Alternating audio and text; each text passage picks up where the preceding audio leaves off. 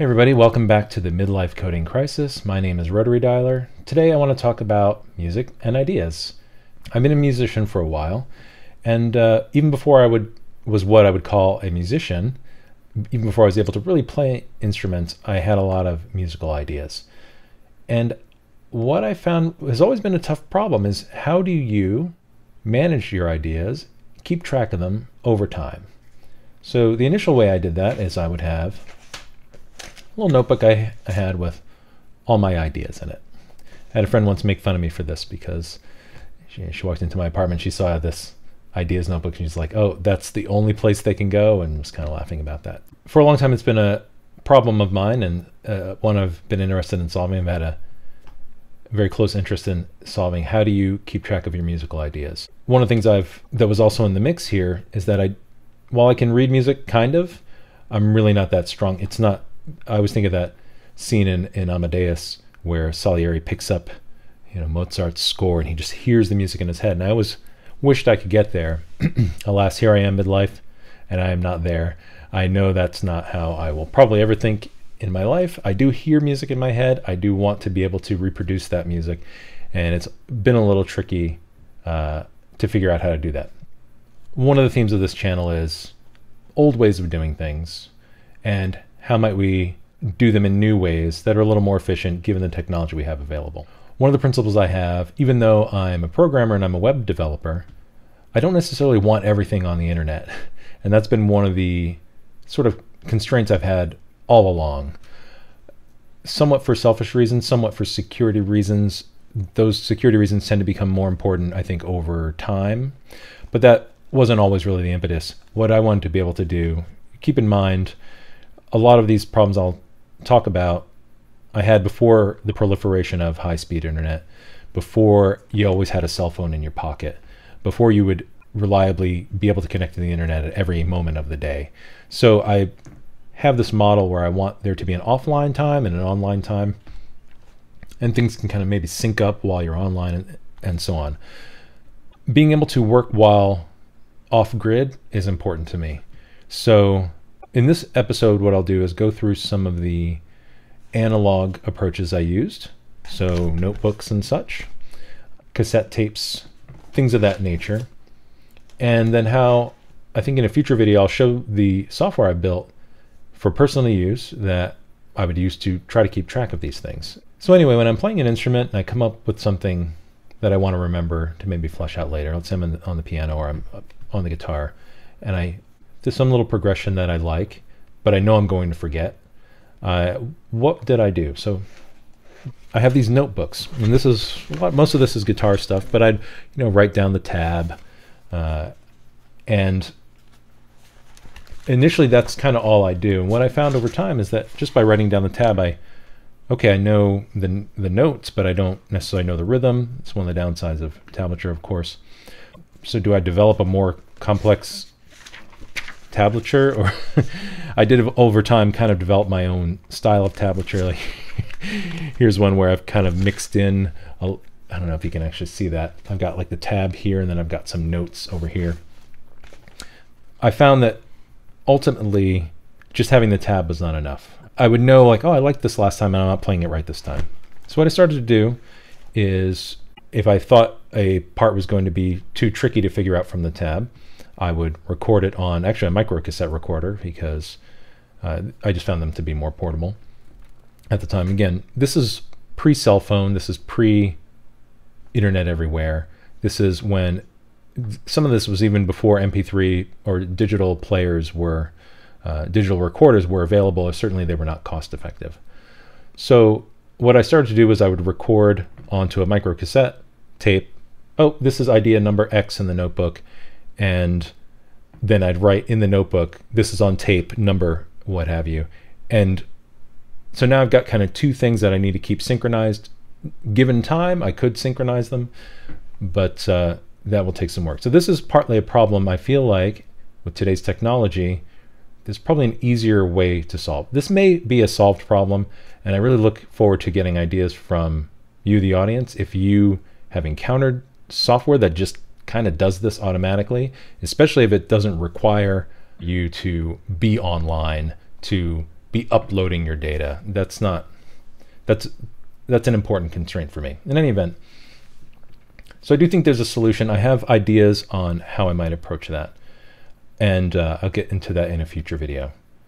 So to wrap this up, what I'd like to hear is, if you're a musician, how do you manage your idea flow? How do you manage your, I like the way I heard one, he was a software developer, call it this reservoir of ideas. A game developer, Tynan Sylvester, Rimworld guy. Anyway, he talks about his massive reservoir of ideas. That's what I feel like I end up with. I've got notebooks, and I've got MP3 players with stuff. I've got stuff on various computers, and it's kind of all over the place now. That's one of the effects I see with having more technical options. Making sure those ideas stay gathered and not too distributed across 1,000 different devices is its own little job to do, and one that I haven't done particularly well. I looked in my closet, and now every idea I had from 1995 through probably 2002 is right here.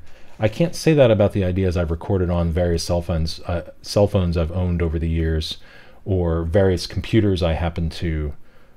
What I do try to do is back things up, but I'm sure I missed folders, directories of files. And this is a problem I'm interested in solving in a more modern way, in a more complete way. Not from a product standpoint. I'm not looking to, you should start this service or even sign up for this service or build something that's going to be monetizable. This is a very selfish problem that I want to solve. So I'm looking out to you all for your ideas. Do you have approaches you use, analog or digital, some combination thereof? Do you have software that you've built potentially? Do you just write in notebooks? Do you just use your cell phone? This level of detail, that's really interesting to me, and one where unless someone has been recording songs for a long time, I don't know that they have thought about. Okay, so I went and found these mini cassette recorders that I used to use. Forgot to bring up the tapes, but what I tended to do is, and I'll pop one of these open, actually, this says ideas. It's got a number on it, and tape number 29, side A. And then, similarly, I'll try to get a good shot of this. This has a little index on it.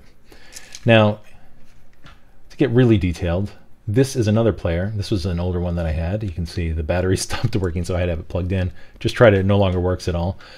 I think the index counters on these are totally approximate. They're in no way guaranteed if you run a tape through its whole length here and whole length here that you'll get anywhere near the same index number.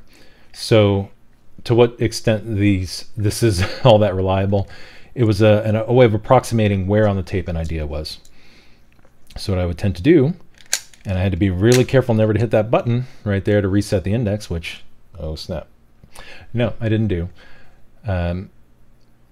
What I would do is I would write in the notebook idea X on tape Y, in this case 29, and I'd say 29A dash, and then the index on there. So I could have some hope of pulling this out, rewinding it all the way on that side, hitting 0 on the index, fast forwarding it to that point, hitting it, and then when I would record it, I would say, this is going to be number X in the notebook.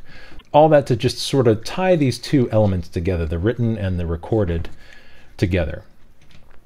So this is exactly what I'm interested in. If you have a similar or totally different but way more effective way of solving this problem, I would love to hear it. I have a feeling those of you who are really good at reading sheet music, this is probably a really trivial problem.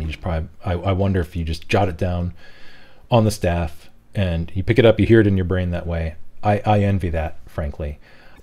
I'm a lot more auditory than I am visual, so writing something down usually for me is more like a reference.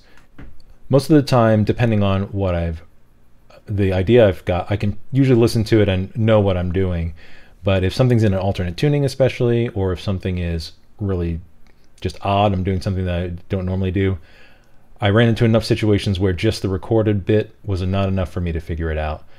And again, I've already talked about how just the written bit was sometimes not enough to give me enough context for it to sound the way I knew it sounded before. Or maybe I didn't even remember how it sounded, but I just would have been like, well, why did I write this down? This sounds like crap. But it's probably that I'm missing that context of that rhythm. In the next episode, what I'll do is I'll go over sort of the digital version of these two that I built in a really old tech that I will share next time. I'm not going to mention it now. And because I think no one will view that video if I say the technology I used, there'll be a number of people shaking their heads just like this guy. What was he thinking? It ended up being effective enough that if I was sitting at my PC, I never made a mobile version of it, but I was sitting at my PC and I wanted to kind of browse through the ideas I had by genre, by instrument, by tuning. Let's say I tuned my guitar an alternate way and I don't want to tune it back. I want to keep working on other ideas, but I'm just blanking. I want to be able to find things by alternate tuning. All that. I'll go into all, I'm totally jumping the gun here. I'll go into all those details in the next episode. So thank you so much for watching the Midlife Coding Crisis. Again, I'm Rotary Dialer. Last thing I want to say is I really am hoping that I'll hear from folks on your approaches, your ideas. Feel free to call these ideas stupid. They are to a degree. Somewhat I was doing the best I could with the resources I had available to me. In any event, I'd love to hear how you've solved these problems, how you've approached these things, how you do it today, how you used to do it. All that stuff, super interesting to me. Can't wait to hear your thoughts on it. Thank you again for watching. See you soon.